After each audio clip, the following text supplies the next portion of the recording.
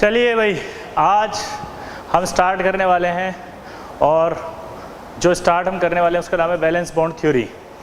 क्या नाम है? Valence bond theory. Valence bond theory क्या कहती है? तो पहला सवाल है कि कोवेलेंट बॉन्ड जो होता है उसको समझाने के लिए हमारे पास जो थ्योरी आई थी उसमें से एक का नाम था वैलेंस बॉन्ड थ्योरी और एक का नाम था molecular orbital theory, MOT। MOT क्या था? MOT। MOT क्या नाम था? MOT। ठीक है, ये हम बाद में पढ़ेंगे अगले साल 12th में। और इसका नाम था वैलेंस बॉन्ड थ्योरी। क्या नाम था? Valence bond theory. क्या नाम था? Valence bond theory. Valence bond theory क्या बताती है? अगर आपसे कोई पूछे तो आप बोलोगे कि वैलेंस बॉन्ड थ्योरी जो है वो कोवेलेंट बॉन्ड फॉर्मेशन को समझाती है। फिर अगला सवाल, कोवेलेंट बॉन्ड फॉर्मेशन को किस तरह समझाती है? तो एक फिनोमेना के थ्रू समझाती है और उस फिनोमेना का नाम है ओवरलैपिंग। यानी बेसिकली आपको वैलेंस बॉन्ड थ्योरी में ओवरलैपिंग पढ़नी है, क्योंकि valence bond theory covalent bond formation को समझाती है थ्रू ओवरलैपिंग। क्लियर? समझ में आ गया? क्लियर? तो ये नोट करके लिखना कि भाई valence bond theory covalent bond formation को समझाती है थ्रू ओवरलैपिंग। अब ओवरलैपिंग क्या होती है? तो वैलेंस बॉन्ड थ्योरी ने कहा कि ऐसे ऑर्बिटल जिनके पास अनपेयर्ड इलेक्ट्रॉन्स होते हैं, अनपेयर्ड इलेक्ट्रॉन्स, वो आपस में एक दूसरे के पास आकर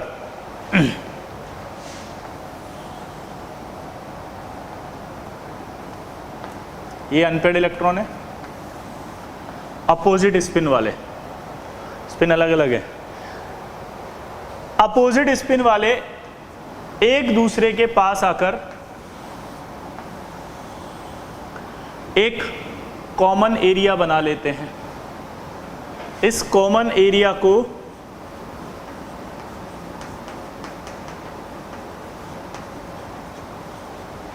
ओवरलैपिंग एरिया कहा जाता है। इस कॉमन एरिया को ओवरलैपिंग एरिया कहा जाता है और यही ओवरलैपिंग एरिया कोवेलेंट बॉन्ड को समझाता है। यही ओवरलैपिंग एरिया कोवेलेंट बॉन्ड को समझाता है। यही ओवरलैपिंग एरिया कोवेलेंट बॉन्ड को समझाता है। यही ओवरलैपिंग एरिया कोवेलेंट बॉन्ड को समझाता है।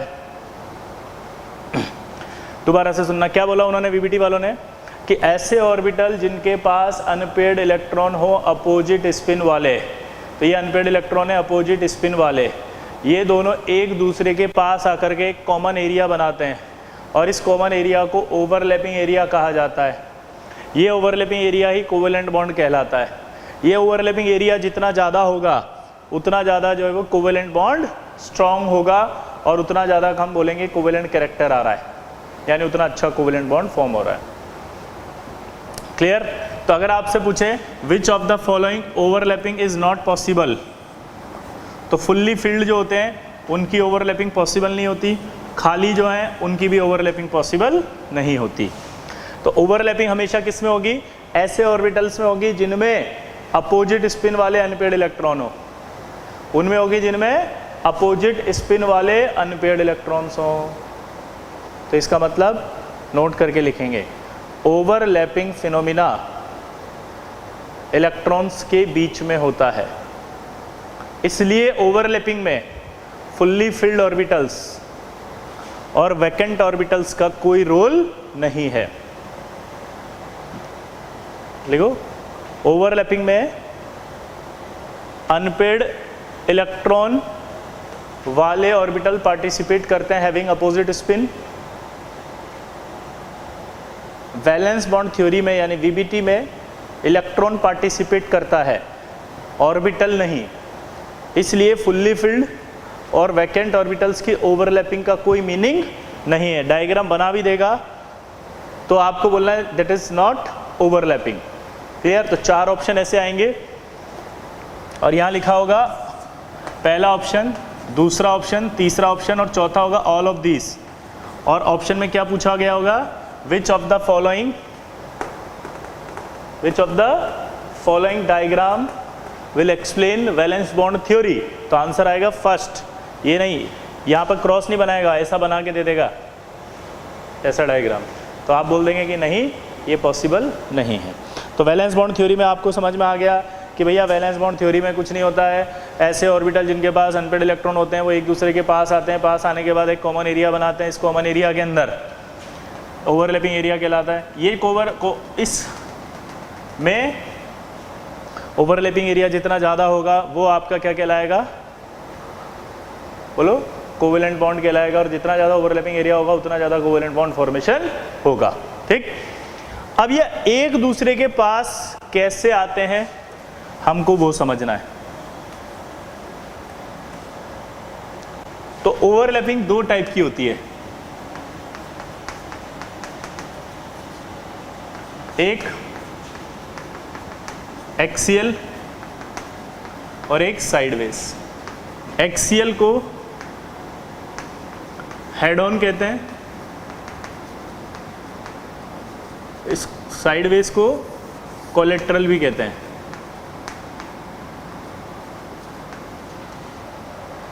एक्सियल को हेड ऑन कहते हैं और साइडवेज ओवरलैपिंग को कोलेट्रल ओवरलैपिंग भी कहते हैं। इससे जो बनता है वो सिग्मा बॉन्ड फॉर्म होता है, इससे जो बनता है वो पाई बॉन्ड फॉर्म होता है, उससे जो बनेगा सिग्मा बॉन्ड, इससे जो बनेगा वो pi bond.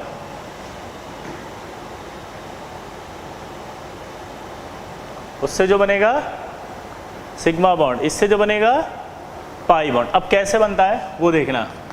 If x is internuclear axis, क्या बोल रहा है वो कि अगर एक्स इंटरन्यूक्लियर एक्सिस है, क्या है, इंटरन्यूक्लियर एक्सिस एक्स, तो यहां पर जो है वो एक्सियल ओवरलैपिंग का मतलब समझना। जैसे मान लो सुपरमैन को देखा ना आपने, सुपरमैन आता है ऐसे, तो जो सुपरमैन उड़ रहा है वो एक्सिस आ गई एक्स। तो इस तरह से बोला जाता है कि जब अलोंग द एक्सिस ऑर्बिटल्स आकर के ओवरलैपिंग करेंगे, अलोंग द एक्सिस, ये एक्स के अलोंग आ रहा है देखो, और आपस में मिलेंगे तो ये ओवरलैपिंग कहलाएगी हेड ऑन, और इसी हेड ऑन से बनेगा सिग्मा, यानी कि सिग्मा बॉन्ड फॉर्मेशन जो होगा वो अलोंग द एक्सिस होगा। अगर इंटरन्यूक्लियर एक्सिस एक्स मानी है तो जो ऑर्बिटल एक्स पर होंगे वो आपस में एक दूसरे के पास आएंगे और सिग्मा बॉन्ड बनेगा। ठीक है, आप वाई भी मान सकते हो, अगर आपने वाई माना तो वाई के अलोंग जो आएंगे ऑर्बिटल वो आपके सिग्मा बनाएंगे। आप जेड भी मान सकते हो, आप जेड के अलोंग आएंगे अगर तो फिर सिग्मा बॉन्ड बनाएंगे। ये आपके ऊपर होता है, तो इसलिए ये दिया जाता है हमेशा। आप एक्स लो, वाई लो, जेड लो, कुछ भी लो, तीन एक्सिस होती हैं, ये हमेशा ध्यान रहेगा।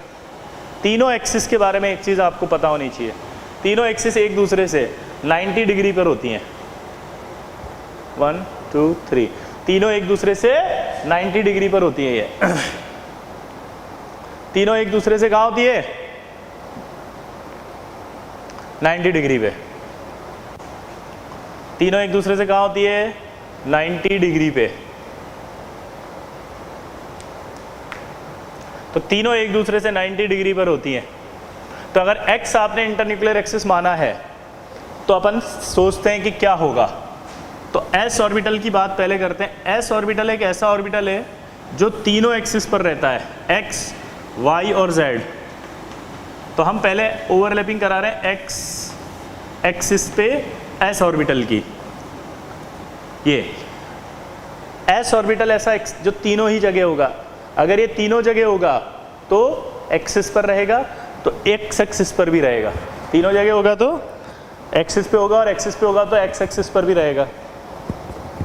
अब जब ये आपस में एक दूसरे के पास आएंगे तो ये पास आके कॉमन एरिया बनाएगा ऐसे।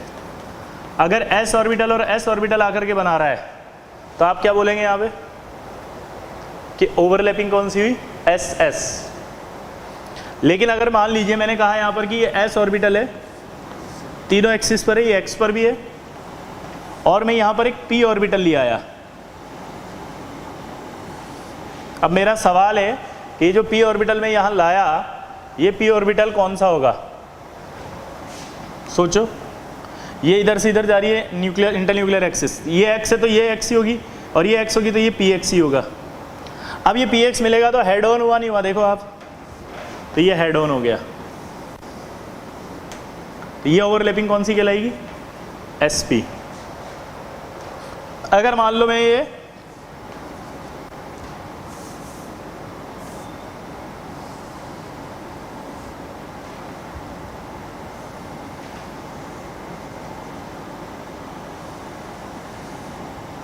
ये आपका क्या होगा? x, ये भी x, तो ये कौन सा ऑर्बिटल कहलाएगा? px। ये ऑर्बिटल कौन सा कहलाएगा? px। ये अगर दोनों मिलेंगे तो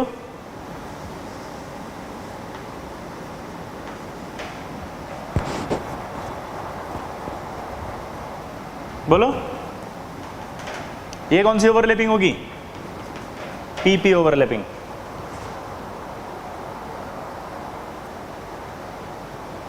कौन सी होगी? pp overlapping. कौन सी ओवरलैपिंग? pp। तो हमारे पास तीन तरह की ओवरलैपिंग आई, पहला ss ओवरलैपिंग, दूसरा sp ओवरलैपिंग, तीसरा pp ओवरलैपिंग। दोबारा बोलो, कौन सी ओवरलैपिंग आई? ss ओवरलैपिंग, sp ओवरलैपिंग और pp ओवरलैपिंग। ये आपके सिग्मा बॉन्ड बनाती हैं। इसको बोला जाता है एक्सियल ओवरलैपिंग। क्यों? क्योंकि ये एक्सिस के अलोंग आ रहे हैं, इसे बोलते हैं एक्सियल ओवरलैपिंग। क्यों? क्योंकि ये एक्सिस के अलोंग आ रहे हैं। क्लियर? नोट करो इसको।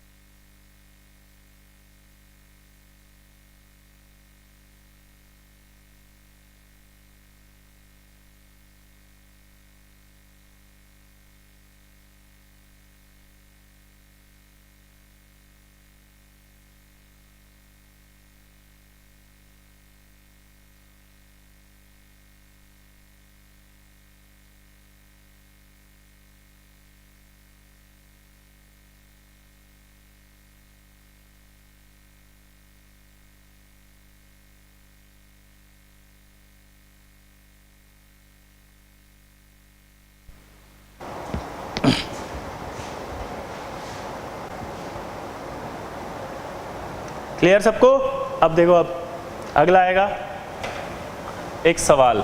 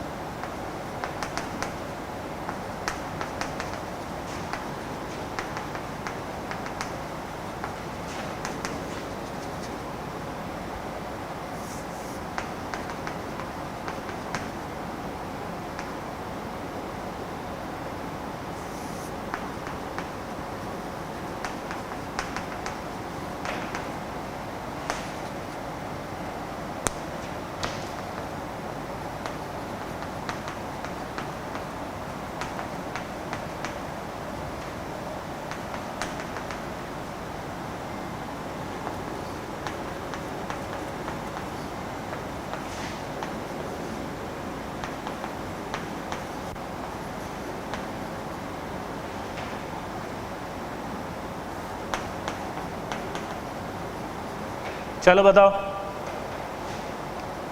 which of the following overlapping is an example of SS overlapping?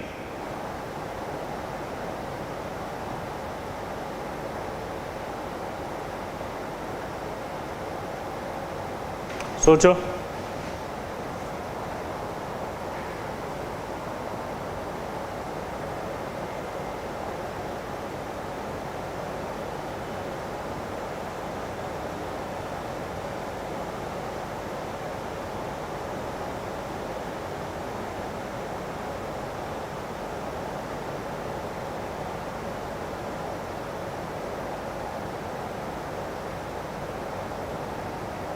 अब देखो कैसे करते हैं इसको।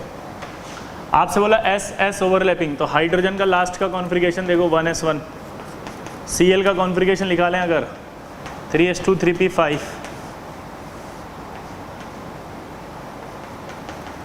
दिमाग लगाओ आप। अगर ये और ये मिलेंगे, ये और ये मिले तो ये S मिलेगा और इसका P मिलेगा, तो ये एग्जांपल तो हुआ sp ओवरलैपिंग का। Cl की बात करो,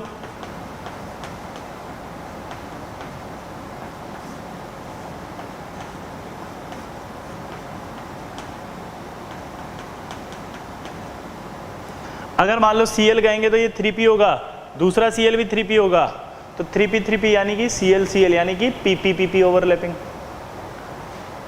हाइड्रोजन की बात करें तो हाइड्रोजन का कॉन्फ़िगरेशन आएगा 1s1, तो दूसरा भी हाइड्रोजन ही है, तो क्या आएगा वहाँ पे ss, तो आएगी ss ओवरलैपिंग, तो आंसर आएगा H2। चेंज कर लेता अगर मैं इस सवाल को और बोलता है यहाँ sp ओवरलैपिंग का एग्जाम्पल बताओ, तो ये S और P ओवरलैपिंग आती। अगर मैं चेंज करता बोलता PP ओवरलैपिंग का एग्जाम्पल बताओ, तो ये आपकी PP ओवरलैपिंग आती।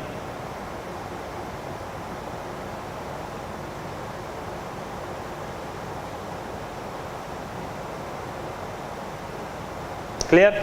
अब एक डाउट आपको आएगा कि जब सर ये वाला स्पिन होगा और ये भी स्पिन होगा, तो देखो अगर आप Cl Cl की ओवरलैपिंग कराना चाहते हो यहाँ पे, तो आपको दूसरा Cl ऐसे बनाना पड़ेगा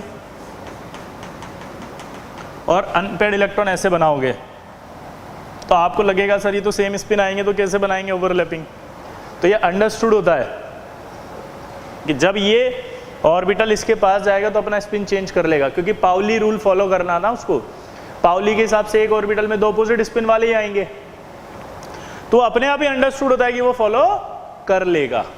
तो आप इस तरह के डाउट अपने मन में मत लाना कि इसका स्पिन सेम है, इसका स्पिन सेम है, और वीबीटी ने कहा था अपोजिट स्पिन वाले ही पार्टिसिपेट करते हैं, तो फिर सर हमें नहीं समझ में आया। तो मेरा कहना यहाँ पर यह है कि ये अपने आप ही अपोजिट स्पिन हो जाएगा अगर ये आपस में पास आ रहे हैं, तो ये कन्वेंशन माना गया है, जाता है। क्यों? क्योंकि कोई भी ऑर्बिटल अगर 2 इलेक्ट्रॉन रखेगा तो पाउली फॉलो करेगा, तो इसका मतलब स्पिन अपने आप चेंज हो जाएगा। ठीक है, तो इस तरह के डाउट्स आपके मन में ना लाएं। ठीक है, अब देखो इधर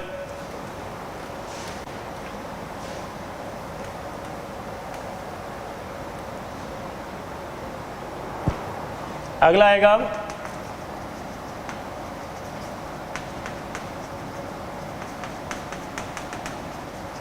साइडवेज ओवरलैपिंग। क्या आएगा? Sideways overlapping. अब साइडवेज ओवरलैपिंग की अगर हम बात करते हैं तो फिर से वही बोल रहा हूं कि if x is internuclear axis, if x is internuclear axis, x internuclear axis है।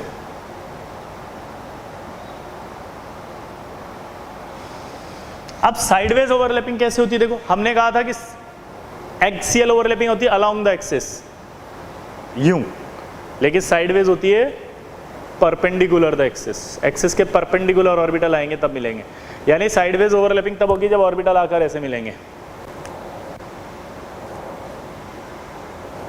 परपेंडिकुलर। तो अगर मैंने यहाँ पर x लिखा है इंटरन्यूक्लियर एक्सिस, तो मैंने आपको बताया था तीनों p ऑर्बिटल एक दूसरे से 90 डिग्री पे होते हैं।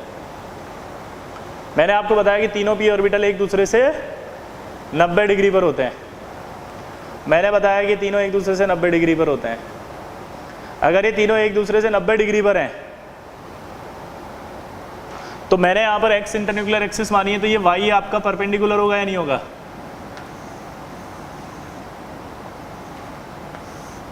तो ये x अगर है तो ये y भी परपेंडिकुलर हुआ, y भी, यानी ये py हो सकते हैं या ये pz भी हो सकते हैं। क्यों?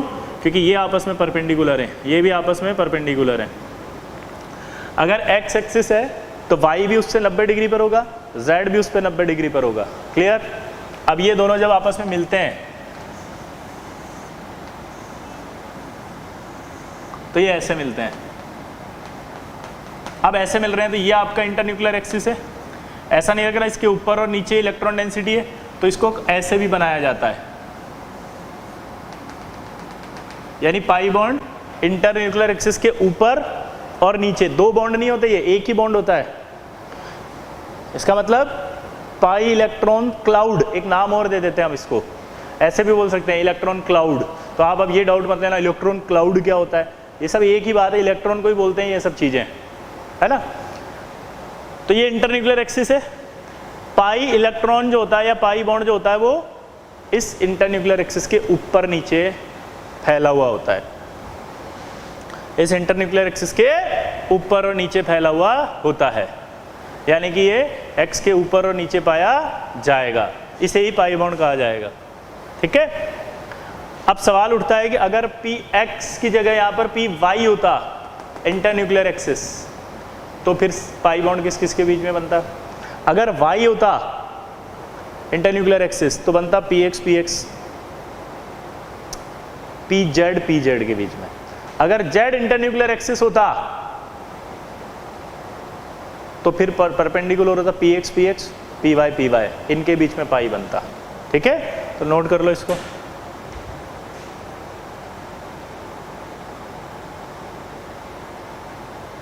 अच्छा, ये पाई बॉन्ड बना रहे हैं तो ये पी ऑर्बिटल है, ये भी पी ऑर्बिटल है, तो इसको लिखते हैं ऐसे, पी पाई बॉन्ड। कैसे लिखते हैं? पी पाई बॉन्ड कैसे लिखते हैं? P pi bond.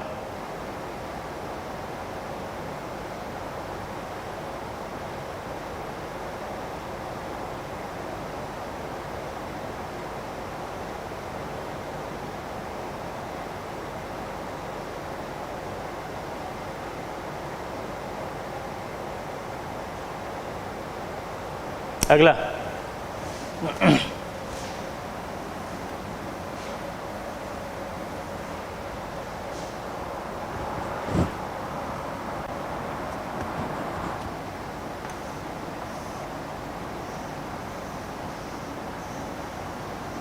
ये डी ऑर्बिटल है एक्स और ये एक्सिस वाई है, तो ये कौन सा ऑर्बिटल हो गया? D x Y.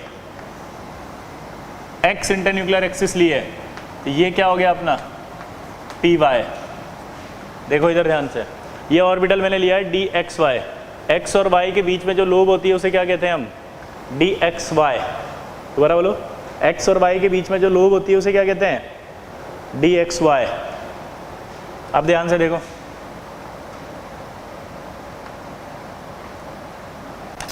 तो ये आपका ये जो है वो वाई है, तो ये वाला भी वाई लेना पड़ेगा, इसलिए ये पी वाई लिया, ताकि जब मैं इस एक्स के अलॉन्ग इसको लेके आऊँगा तो ये कैसा आएगा? देखो,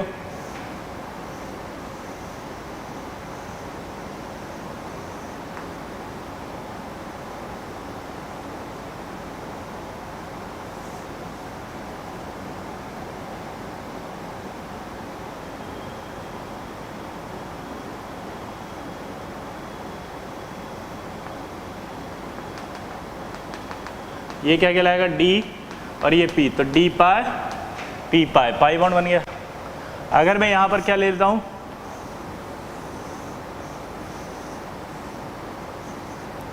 ये एक्स ये वाई,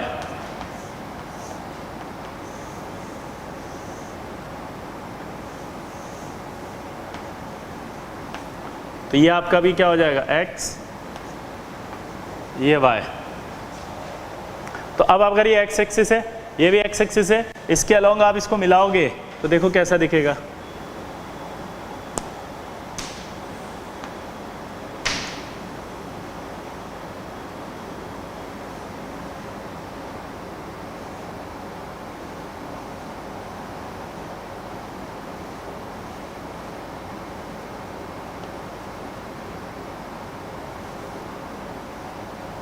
देखो, तो ये क्या कहलाएगा? डी, ये भी डी, तो ये क्या बनेगा? डी पाई।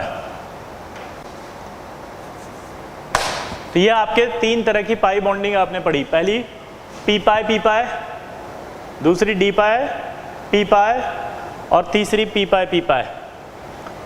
मतलब सॉरी, पहला पी पाई, दूसरा डी पाई पी पाई, और तीसरा डी पाई। यहां पर अगर आप ध्यान से ये देखें तो डी ऑर्बिटल की कितनी लोब आपस में मिल रही हैं? ये लोब कहलाती हैं। पहला डाउट ही आ जाएगा, लोब किसे कहते हैं? ये जो होती है ना, इसको लोब कहते हैं। एक लोब, दो लोब, तीन लोब, चार lobe. 1 lobe, 2 lobe, 3 lobe, 4 lobe. ये कौन सी लोब है? 4 लोब। 4 में से कितनी लोब मिल रही हैं? सिर्फ 2 लोबों के बीच में हुई ना, 2 लोब है ये मिल रही हैं, तो इसको एक लाइन और बोल देते हैं हम, 2 लोब इंटरेक्शन। क्या बोला जल्दी बताओ? 2 लोब इंटरेक्शन। तो जब भी डी ऑर्बिटल की 2 लोब्स मिलेंगी तो पाई बॉन्ड फॉर्मेशन होगा। क्या बोला जल्दी बताओ?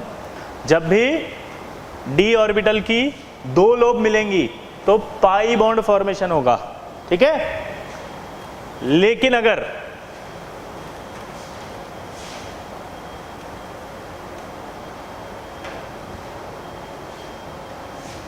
यहां सवाल देता था इफ Z इज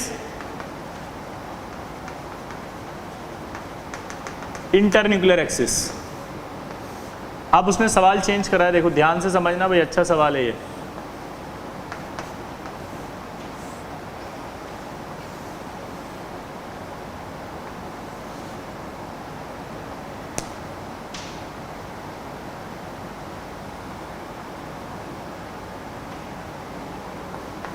ये अभी भी एक्स वाई है, ये अभी भी एक्स वाई है।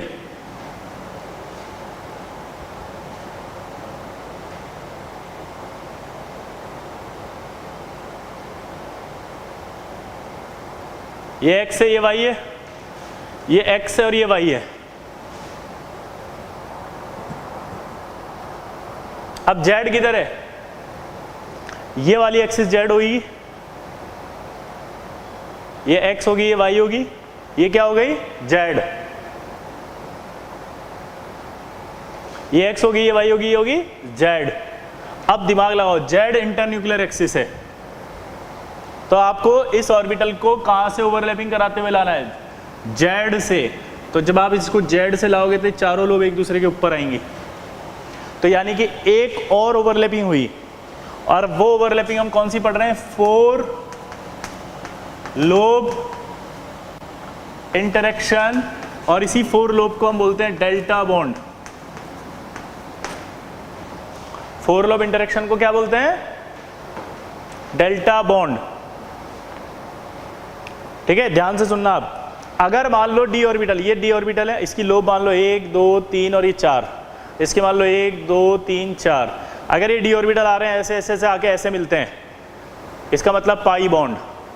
और अगर ये आकर के ऐसे नहीं होकर के ऐसे वाली एक्सिस से मिलते हैं तो सारी लोब एक साथ मिल रही है, डेल्टा बॉन्ड। दोबारा सुनना, अगर वो आपके डी ऑर्बिटल है, ये लोब है 1, ये 2 1 2, ये 3 4, पीछे ले ले 3 4, अभी आकर ऐसे मिल रहे हैं, तो ये क्या कहलाया?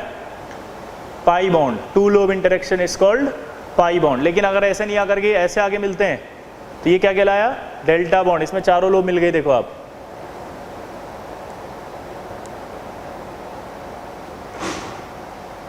आया ना? तो ये 4 लोब इंटरेक्शन से क्या बन रहा है? Delta bond. तो आपसे सवाल पूछेगा ये कि अगर x इंटरन्यूक्लियर एक्सिस होती, ये x, तो इस x के अलोंग आते ये और ये आपस में टकराती, तो क्या बनता? Pi bond. लेकिन अब बोला उसने कौन सा? इंटरन्यूक्लियर एक्सिस जेड कहाँ है? यहाँ। तो आपको ये जो ऑर्बिटल है, ये ऑर्बिटल इस एक्सिस से आना पड़ेगा, जेड से। जो इंटरन्यूक्लियर एक्सिस होती है उसी से आना पड़ता है। तो जब वो ऐसे आएगा तो इनसे मिलेगा और इन चारों से मिलेगा, तो डेल्टा बॉन्ड बनेगा, ठीक है। अब देखो इस पे सवाल कैसे कैसे आते हैं।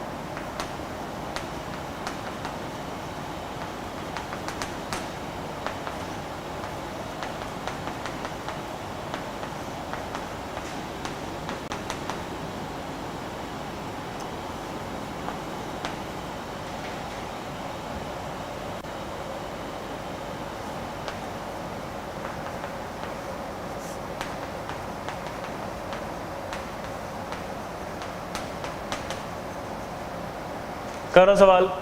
अब सवाल देगा आपको इस तरह से कि which of the following overlapping is formed sigma bond if Z is internuclear axis. अब Z अगर इंटरन्यूक्लियर एक्सिस है तो कौन ऐसा होगा जो सिग्मा बॉन्ड बनाएगा? कौन सी ओवरलैपिंग से आप सिग्मा बॉन्ड बना पाएंगे? क्या बोल रहा है वो? कौन सी ओवरलैपिंग से आप सिग्मा बॉन्ड बना पाएंगे? तो अब यहाँ देखो वापस इंटरन्यूक्लियर एक्सिस क्या है? Z। तो यानी कि मेरे को यहाँ बनानी पड़ेगी ऐसे Z, और अगर मैं Z बनाऊंगा तो इस वाली एक्सिस पर कौन सा ऑर्बिटल आएगा जो Z पे होता है? PZ। यहाँ कौन आएगा? PZ। तो ये PZ मिलेंगे तो सिग्मा बनेगा, तो आंसर 3।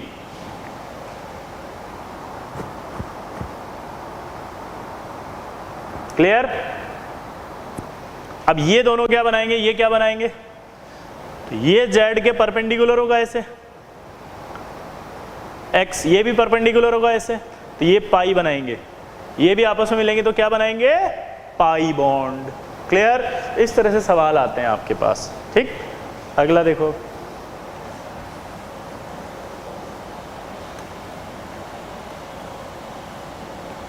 अब एक सवाल पूछ रहा है कि इफ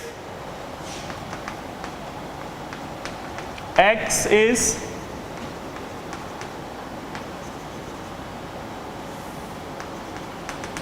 इंटरन्यूक्लियर एक्सिस, तो आपका वो कह रहा है कि Px Py में क्या होगा? Px प्लस Pz में क्या होगा? Pz प्लस Py में क्या होगा? इनमें क्या होगा? अब अगर आपके पास X इंटरन्यूक्लियर एक्सिस है और वो बोल रहा है Px और Py में क्या होगा? Px प्लस Pz में क्या होगा? Pz और Py में क्या होगा?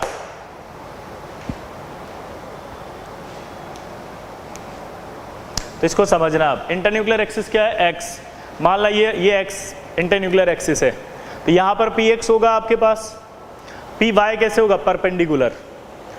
तो ये आपस में ओवरलैपिंग कभी नहीं हो सकती। क्यों? क्योंकि इसका न्यूक्लियस इसके पास जाएगा लोब के पास। न्यूक्लियस और लोब में कभी ओवरलैपिंग नहीं होती, इलेक्ट्रॉन्स के बीच में होती है। तो सिचुएशन देखो कैसी बनेगी। अगर मैं Px लेता हूँ तो ये Px तो ऐसा होगा, ये Py है तो कैसा होगा? Y इसके परपेंडिकुलर होगा।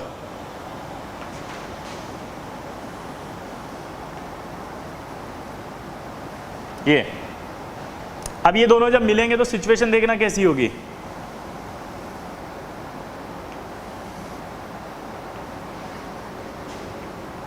ऐसी, यानी ओवरलैपिंग करने कौन आया? न्यूक्लियस आया ना इस एक्सिस पे।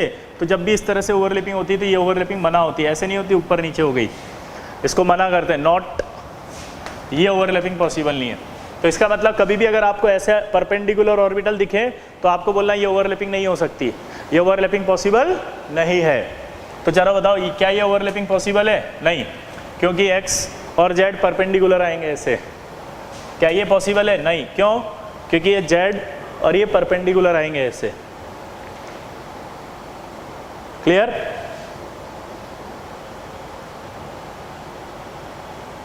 आया ना? तो ये ओवरलैपिंग पॉसिबल नहीं होगी। अब जो हमने डेल्टा बॉन्ड पढ़ा,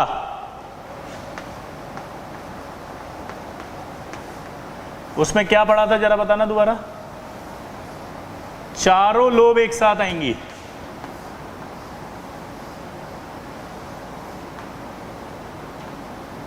यानी ये भी मिलेगी, ये भी मिलेगी, ये भी मिलेगी और ये भी मिलेगी।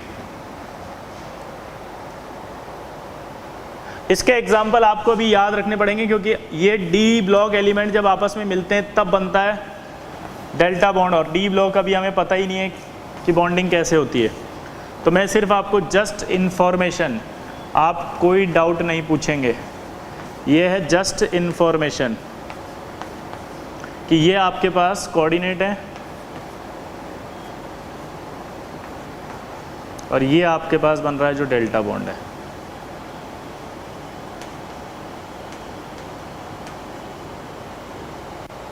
ये कोऑर्डिनेट है और ये आपका जो कोऑर्डिनेट के बाद ये जो बन रहा है ये डेल्टा बॉन्ड है। ये इसके डी और इसके डी से मिलकर बन रहा है। ठीक है, इसी तरह से एक एग्जांपल और आता है, ये भी आपको अभी के लिए याद रखना है क्योंकि ये मैं आगे बताऊंगा। आप प्लीज़, या तो फिर आप ये कहो कि हमें कुछ समझ में नहीं आ रहा तो मैं छोड़ दूं, और या फिर आप कहो कि नहीं नहीं सर लिख दो ना, क्या दिक्कत है, जब आएगा तब आप समझा ही दोगे, आप पर भरोसा है, कम से कम इन्फॉर्मेशन से नॉलेज तो बढ़ी। 4 बॉन्ड होते हैं यहाँ पे, कितने? 4 बॉन्ड में एक होता है सिग्मा, 2 होते हैं पाई और एक होता है आपका डेल्टा। इन सबको मिलाकर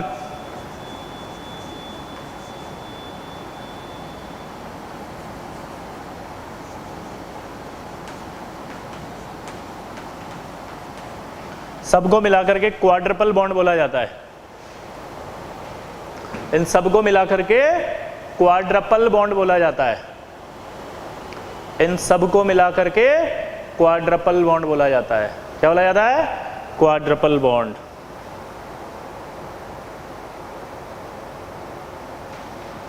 क्वाड्रपल बॉन्ड।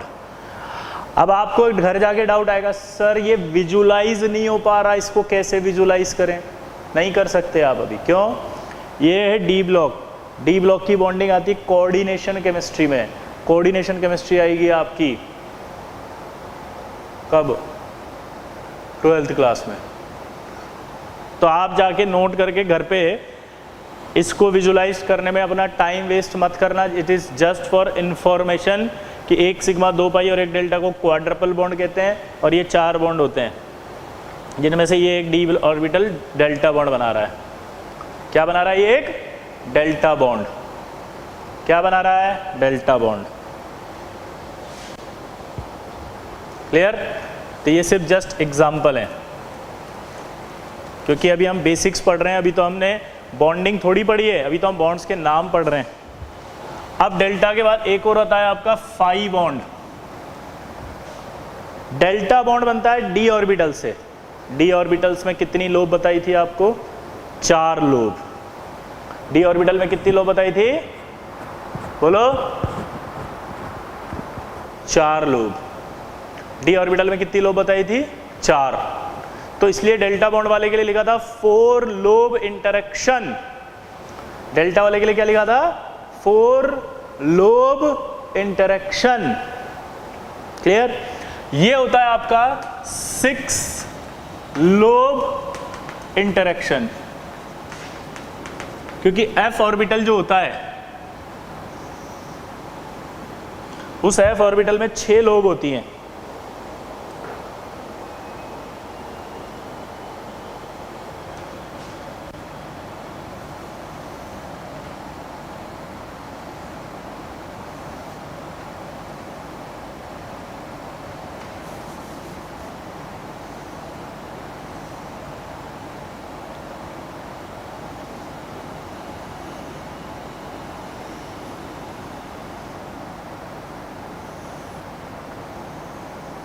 ये देखो, ये होता है एफ ऑर्बिटल। मैंने 3 असीले अलग से बनाए, 3 120 पे बना दिए ताकि आपको ग्रीन वाले दिख जाए 3, और ये 3 आपके वाइट वाले। येलो चौक दिख नहीं रही यार, येलो से बना देता हूँ।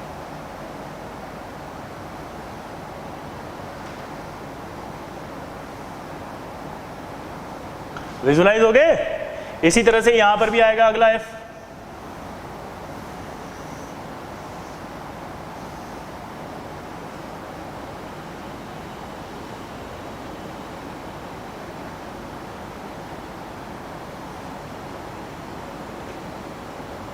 ये तो जब ये 6 लोब एक दूसरे से मिलेंगी, 1 1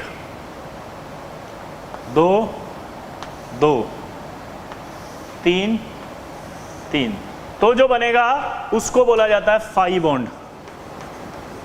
यानी कि एफ ऑर्बिटल्स के मिलने से जो बनता है उसे कहते हैं फाई बॉन्ड। बस ये जस्ट इंफॉर्मेशन बताया मैंने, और ये ओनली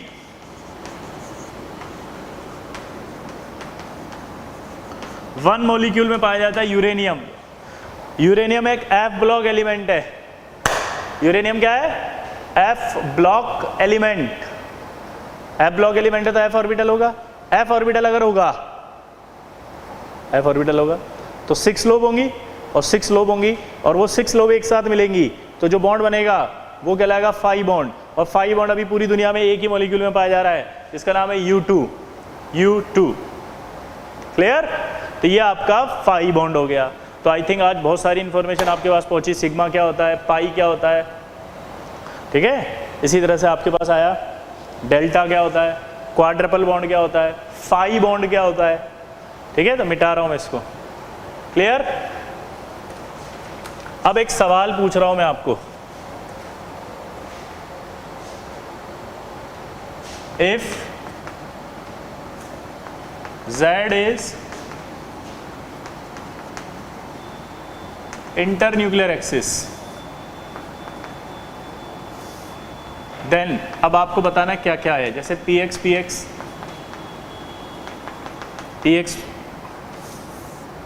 z है ना, pz py plus py d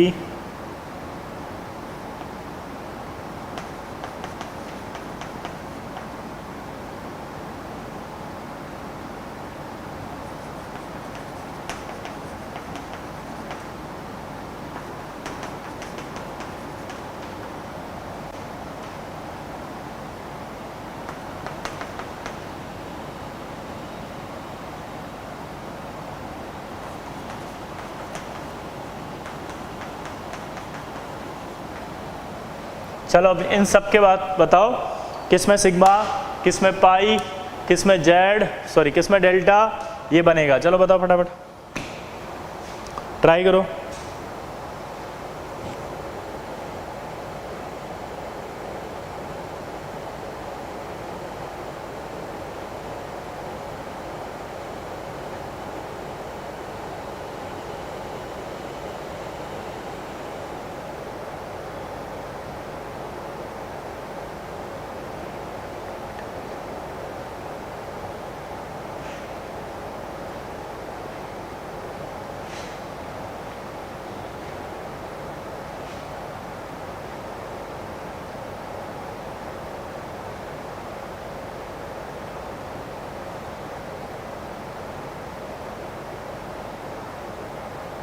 अब चलते हैं अपन, शुरू करते हैं।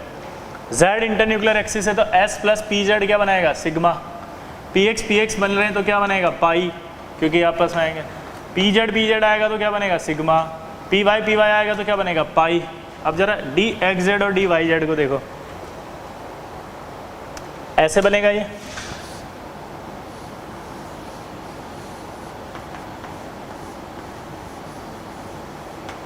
ये आपका Z आएगा और ये X आएगा।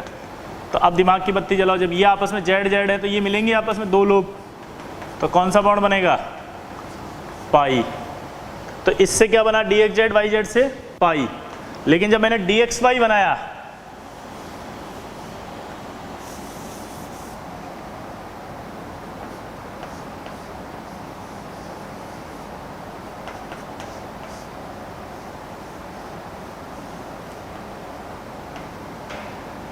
ये, जब मैंने DXY और DXY बनाया तो अब Z कहाँ है, Z यहां होगा,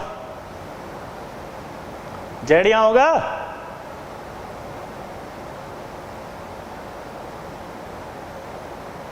तो यहां से ये मिलेंगे Z, तो क्या बनेगा, डेल्टा। PX PY कोई बॉन्ड नहीं बनता, PY PZ कोई बॉन्ड नहीं बनता, PX PZ कोई बॉन्ड नहीं बनता।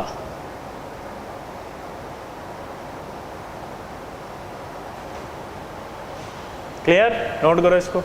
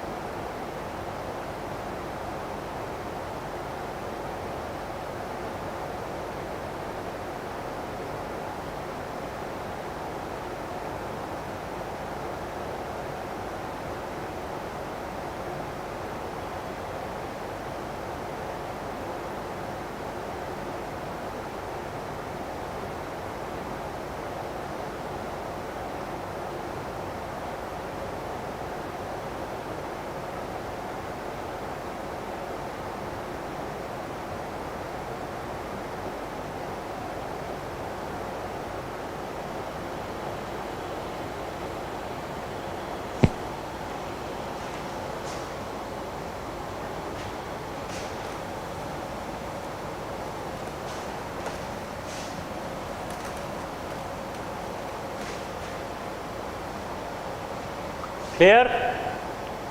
तो ये आपके पास वीबीटी के ओवरलैपिंग कंप्लीट। अब हम कल पढ़ेंगे यानी नेक्स्ट क्लास में कि बॉन्ड जो बन रहा है कोवेलेंट उसकी स्ट्रेंथ कैसे देखते हैं, ठीक है?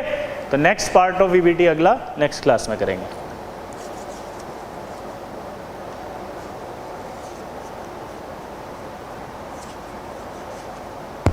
चलिए मिलते हैं फिर अगली क्लास में। बाय।